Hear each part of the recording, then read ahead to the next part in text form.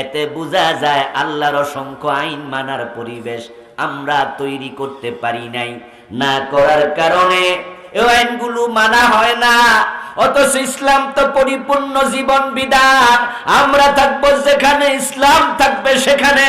তাই শুধু মসজিদে মাদ্রাসায় না, ইসলামকে আদালতে নেওয়া লাগবে। ওই পরিবেশ আপনাকে আদালতে তৈরি করতে হবে। উদখুলু ফিস সিলমি কাফা, ইসলামে পুরা ঢোকো।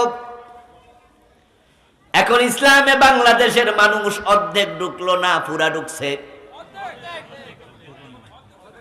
অর্ধেকও নাই, এটাই সঠিক। বরং আমরা সামান্য সামান্য মসজিদ মাদ্রাসায় নামাজ রোজা হজ যাকাত ইসলাম শেষ। অথচ কথা তো তা ছিল না, ইসলাম তো পুরা জীবন ব্যাপী থাকার কথা।